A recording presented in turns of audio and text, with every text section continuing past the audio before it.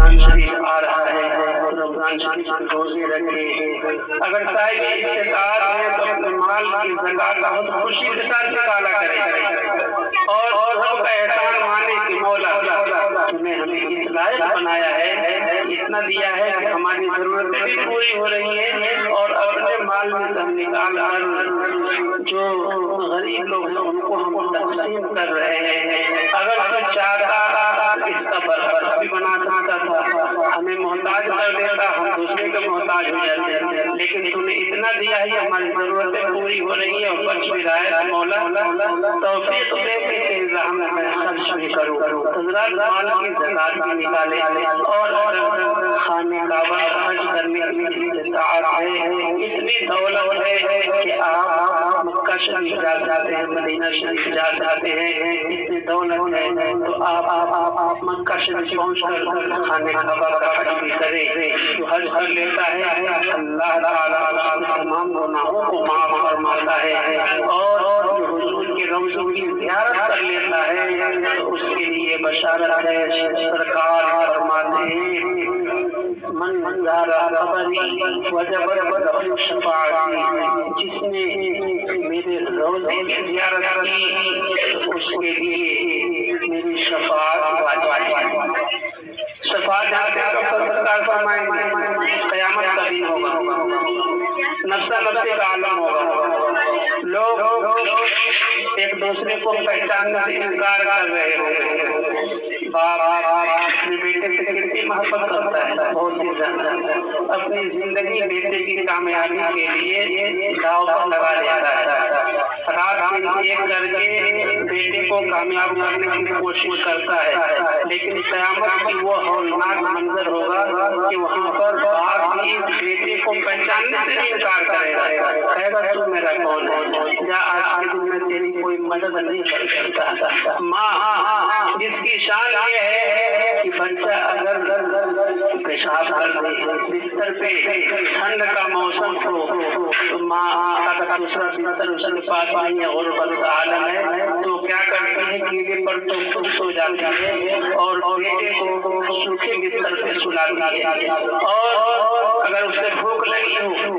بیٹے کو کھانا تھوڑا ہو تو ماں خود نہیں کھاتی، بیٹے کو کھلا دیتی ہے۔ اگر بیٹا بیمار پڑ جائے تو ماں باپ راتوں کو جاگ کر یہ دیکھتے ہیں کہ بیٹا کہیں کچھ ہو نہ جائے، لیکن وہ ماں بھی قیامت والے دن اپنے بیٹے کو کچھ نیکی دینے سے انکار کر دے گی اور اس کو پہچاننے سے انکار کر دے گی۔ وہ عالم ہوگا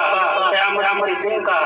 وہ اسی پریشانی کی گھڑی میں، اور حضرات جنت میں جانے کا راستہ یہ ہے، اسے کہتے ہیں پل صراط، اور وہ بال سے زیادہ باریک ہے، تلوار سے زیادہ تیز ہے، اس پر سے ہر کسی کو گزرنا ہے۔ اگر نیک ہوگا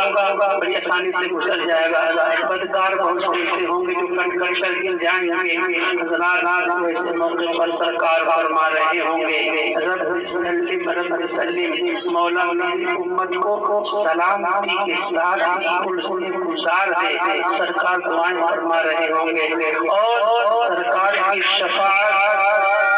گناہگاروں کے حق میں ہو رہی ہوگی، رب تعالیٰ جلال بھی ہوگا، لیکن اپنے محبوب کی شفاعت کو قبول فرمائے گا۔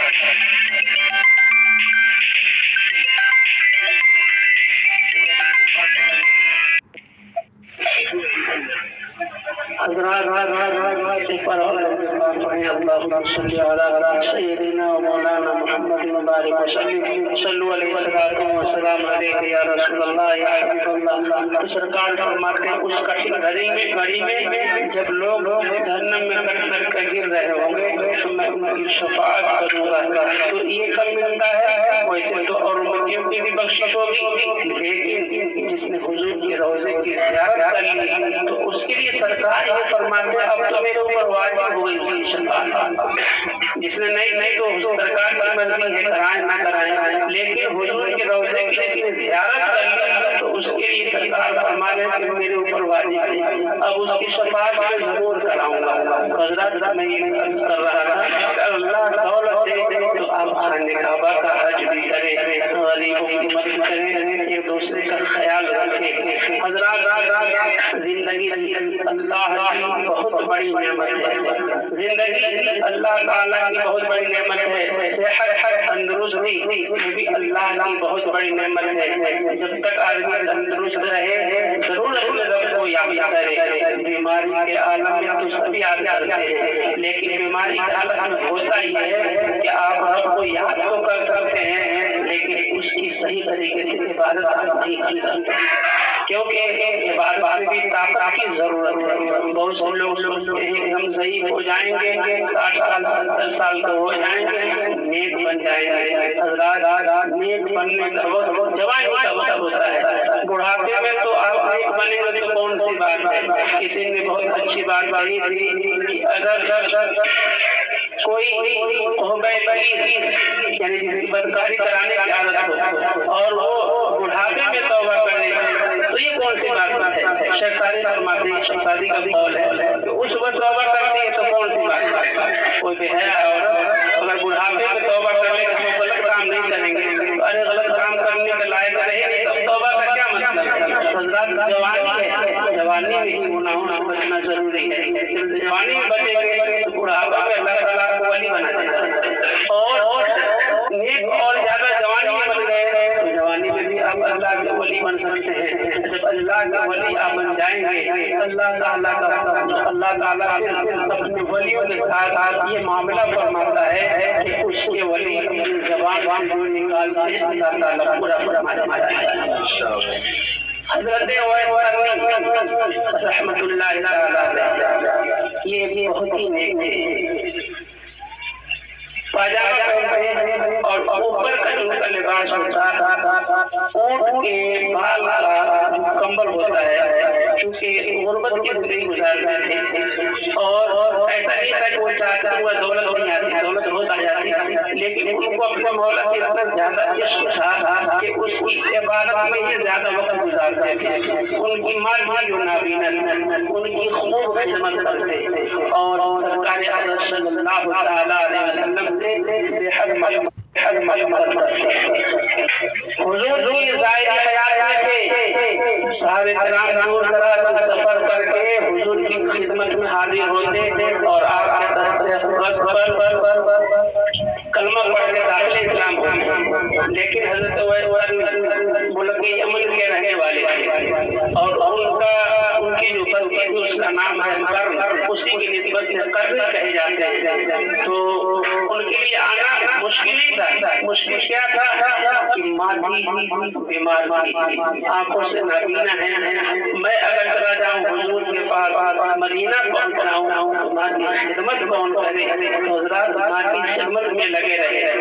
اور حضرات اب اس خدمت کی وجہ سے اور سرکار کی محبت کی وجہ سے اللہ تعالیٰ نے حضرت اویس قرنی رضی اللہ تعالیٰ عنہ کو یہ مقام عطا فرمایا کہ قیامت والے دن تنہا نہیں وہی خود سرات جہاں سے گزرنے میں لوگ گھبرا رہے ہوں گے، وہاں سے حضرت اویس قرنی رحمت اللہ تعالیٰ علیہ 70,000 فرشتوں کے جھروں میں گزریں گے اور 70,000 فرشتے انہی کی ہم شکل ہوں گے، جس شکل کے وہ ہیں ویسے 70,000 فرشتے اللہ تعالیٰ بنا دے گا۔